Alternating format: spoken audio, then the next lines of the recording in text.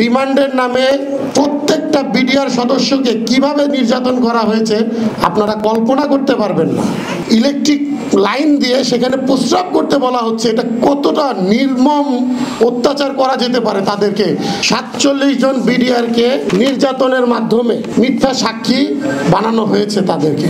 এই মিথ্যা সাক্ষ্যগুলা দিতে রাজি হয় নাই, তাদেরকে মেরে ফেলা হয়েছে এবং আসামি করে তাদেরকে মৃত্যুদণ্ড, যাবজ্জীবন এবং বিভিন্ন মেয়াদে সাজা দেওয়া হয়েছে, যেগুলো এই বলবৎ আইনে এগুলো পসিবল না।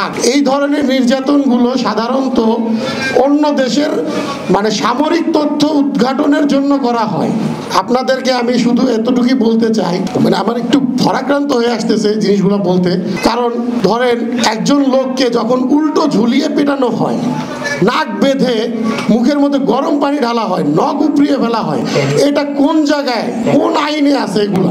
এই সংবাদ সম্মেলনে আমাদের 8টা দাবি নিয়ে আসছি আমরা আপনাদের সামনে। আমাদের প্রথম দাবিটা হচ্ছে ফ্যাসিস্ট স্বৈরশাসক হাসিনার প্রহসনমূলক যে 2টি মামলা করা হয়েছে, এই মামলার যে সকল রায় দেওয়া হয়েছে এই রায়গুলোকে বাতিল করতে হবে। দ্বিতীয়ত, 16 বছর যাবৎ কারাগারে থাকা নির্দোষ যে বিডিআর সদস্যরা আছে, বিভিন্ন মেয়াদে সাজাপ্রাপ্ত, ফাঁসি, যাবজ্জীবন, 10 বছর এবং বিভিন্ন মেয়াদে, এবং যেই সমস্ত আঙ্কেলরা খালাস পেয়েও আটকা আছে তাদের সবাইকে অতি সত্বর মুক্ত করে দিতে হবে। হাইকোর্টের, আপনারা জানেন হাইকোর্টে একটা রিট হয়েছে, সেই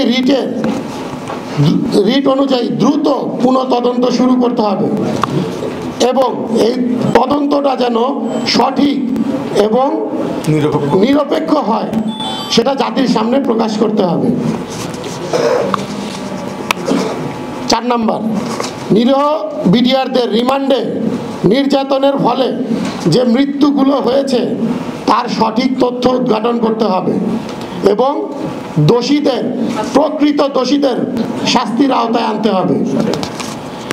5 নম্বর, সকল বিডিআর সদস্যদের, এখানে প্রায় 18,520 জন বিডিআর সদস্য, তাদের পুনরায় চাকরিতে পুনর্বহাল করতে হবে। সকল সেনা শহীদ, বিডিআর শহীদ ও ক্ষতিগ্রস্ত সকল বিডিআর পরিবারকে ক্ষতিপূরণ ও পুনর্বাসন করতে হবে। ক্ষতিপূরণের ভিতরে তাদের যে বেতন, ভাতা, পেনশন যা আছে সব তাদেরকে ফিরিয়ে দিতে হবে। আপনারা জেনে থাকবেন যে যখন তাদেরকে 2009 সালে কারাগারে প্রেরণ করা হয়, তার আগ মুহূর্ত পর্যন্ত তারা হাফ বেতন পেয়েছে, বেসিক বেতনটা পেয়েছে, কিন্তু এটা কোনো আইনেই উল্লেখ নাই। একজন বিডিআর সৈনিককে যখনই আপনি সাজা দিবেন তাকে টোটালি সিভিলিয়ান করে তাকে সাজা দিতে হবে এবং তার আগ মুহূর্ত পর্যন্ত তার সমস্ত বেতন ভাতা তাকে প্রদান করতে হবে, কিন্তু বিডিআর এর ক্ষেত্রে তার কোনোটাই করা হয় নাই। ইউনিফর্ম পরা অবস্থায় হ্যান্ডকাপ লাগাইছে।